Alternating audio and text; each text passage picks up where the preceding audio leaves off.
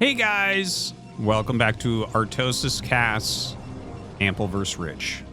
This is the 5th game that they played in a row so far.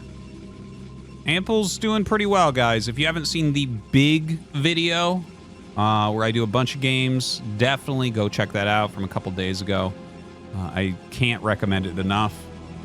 I have been just immensely loving this series, really taking a lot of notes for myself, looking at the games after I even break them down and turn off the video. I go back and look even more because it's like, wow, it's just so refreshing. It's so nice. I love seeing the different styles.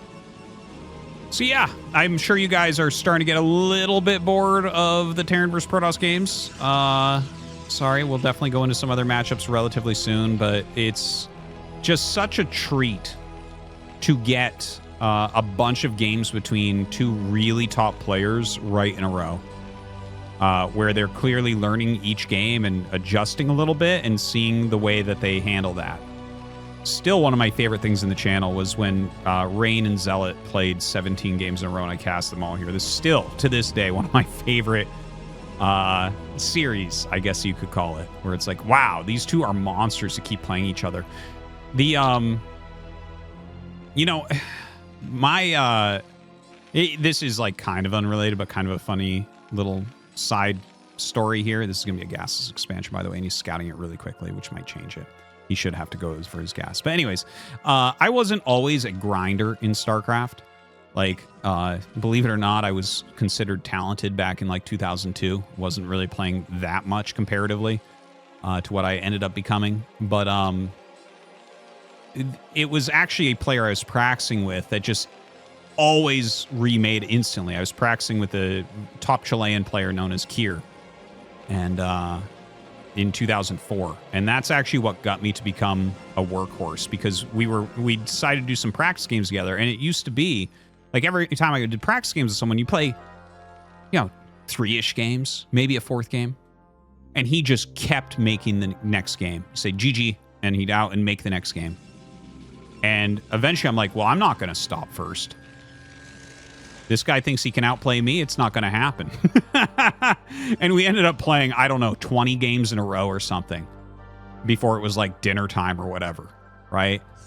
And that was actually the beginning of my hard work, my Rock Lee phase of my life, which has gone to this moment, which has now been 22 years straight. It was all caused by a Chilean pro that did not want to stop practicing. Worked out well for us. We both made it to the World Championship that year. So, anyways, I love these long series where no one's stopping, you know? It's just like, one of them could sit there. They know they're both queuing. They know they're both about the same MMR, and they know they're going to basically get each other, and they keep hitting that Q button, and there is something awesome about that.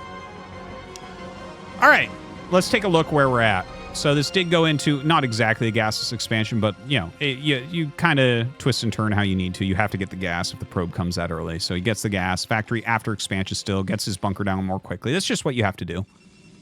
Looking over at Rich's side, he took his Nexus without his cybernetic score, which is fantastic for him because there's no pressure that can come over here. He has made a couple Zealots for safety's sake, and there's the nice fast Robo.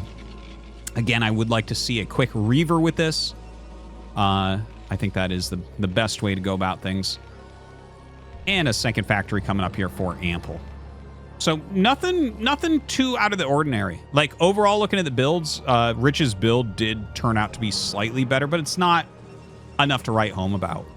You know, if I was in Ample's position, I would just be like, yeah, this is just a normal game. There's, you know, if you ask me technically who's ahead, I'd be like, yeah, the Protoss is technically just slightly better, but it's not enough to necessarily impact the outcome of the game, right? There's so many other things that are going to occur. So getting an add-on here. Robo's still making no range as of yet for Rich. Definitely something we got to keep an eye on. Could see something like that 4-factory play once again. There's that very fast shuttle. Love to see it. This is what I love about the top ladder players. And I definitely have pointed this out some, especially in ASL casts. Oh, yes, it is definitely a push coming up. Okay, if he really caught that, that's obviously 4 Marines in the bunker, and he saw this blinking. So Rich should add like another. If he adds 2 gates, he's godly. He's godly. Like, obviously you can't do it right this second because you don't have the money, but the normal play here is add 1 gate and then 3rd, and the greedy play is add no gates and then 3rd, and then the godly play here, because you saw the barracks blinking, is add 2 gates. Okay?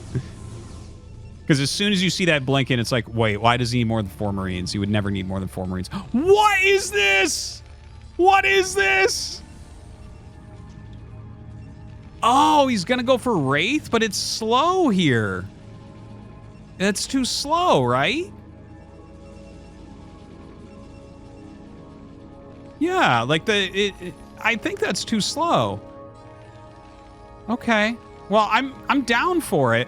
Maybe he... Oh, okay. So Ample's going to put on pressure with the 3 tanks, which will keep the Reaver back, and then he'll have the Wraith by the time the Reaver goes across the map. The only problem I could see with that is that if the Zealots die during these altercations, then he'll put a Dragoon in here, which will make it harder to utilize the Wraith against the shuttle. That's the only thing I could see going wrong with this idea. But the idea is actually fantastic. It reminds me very much of that Noel game. It's like the amount of things that you have going on where it's like this type of pressure is forcing a good player to stay back with the Reaver, which is allowing you to counter the Reaver in a different way. I like this type of play so much more than make your eBay at 5 minutes, 30 seconds, then make the turrets, because then the Reaver won't get you. You know? There's something so much more interesting about this. I love it. All right, lays a couple good mines. The Zealots come out. Okay, he's going to try to target down the Reaver. That was good by Rich. Oh, he actually walks into the mines there, so that's definitely painful. I think Rich holds this without too much problem. Like, lost another goon. Are you kidding me? He brings the Wraith over. Oh my god. This is crazy. And now he's going to kill the Nexus. Because the Wraith is over here, there's not really much chance. Holy crap. Holy crap. All right. Oh my god. I'm getting chills again.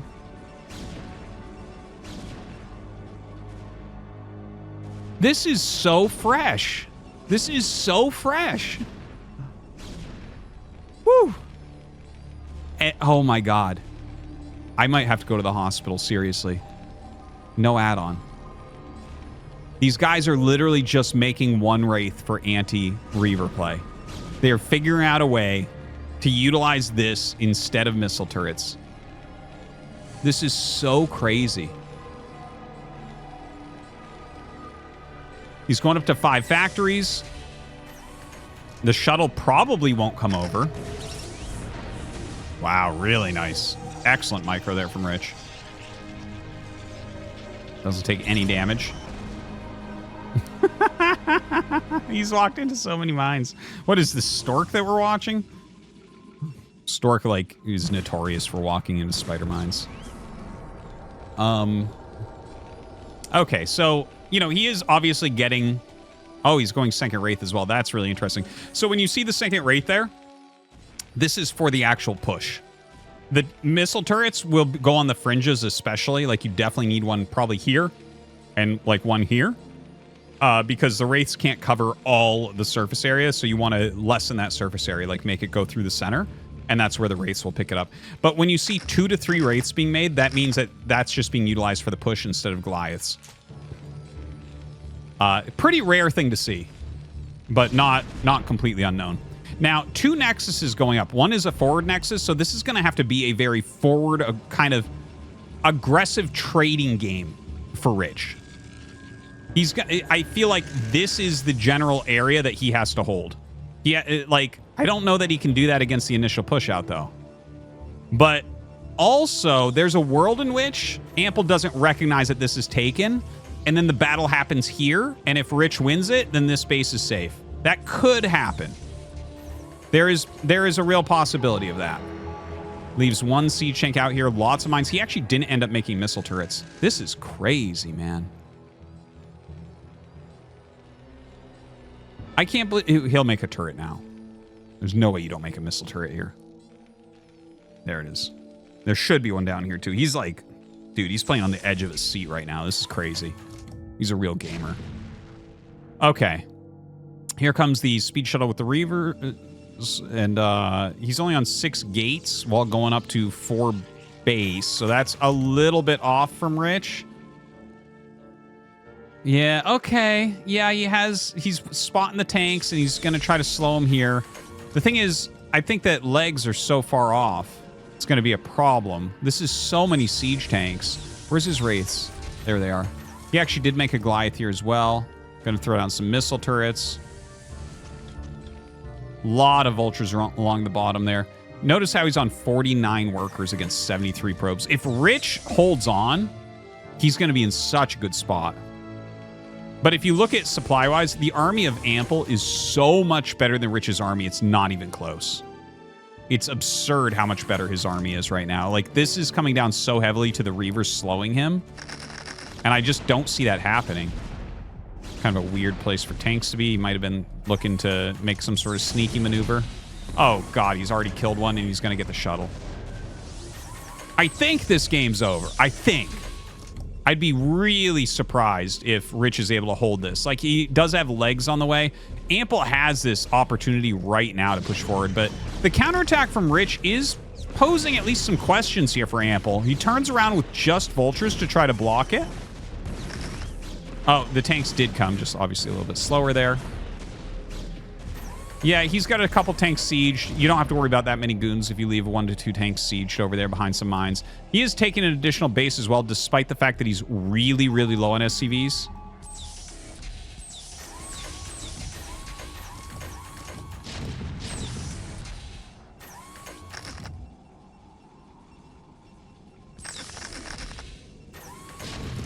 Zealot legs are done.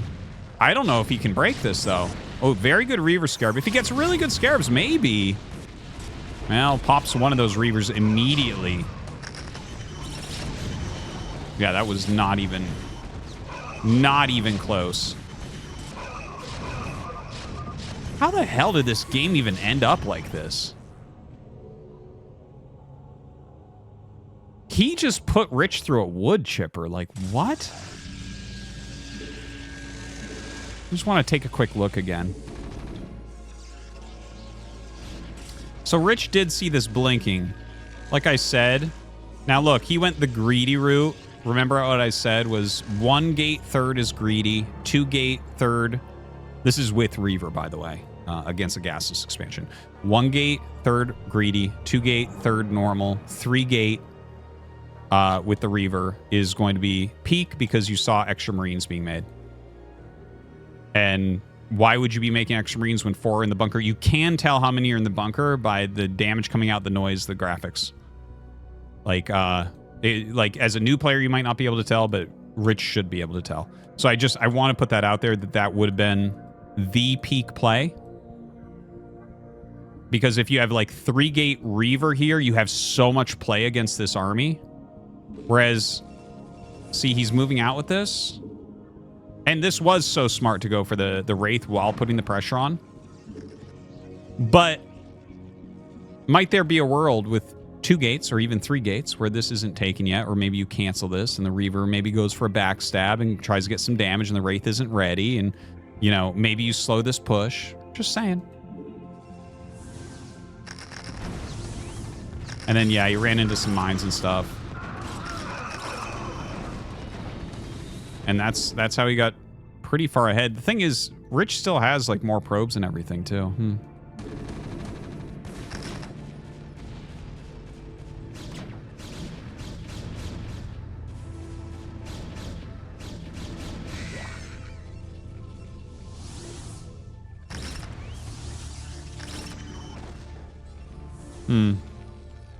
Okay. Anyways, really, really great game. I hope that you guys enjoyed watching that complete beatdown.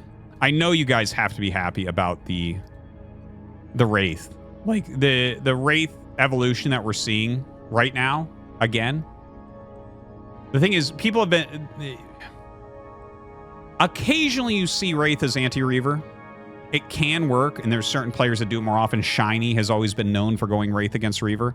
But this is a little bit different. What we saw from Noel, I think I might have called him Noblesse before. I get them to confused a little bit. Noblesse was a really good Terran player in StarCraft 2 that was actually really similar to how Noel plays.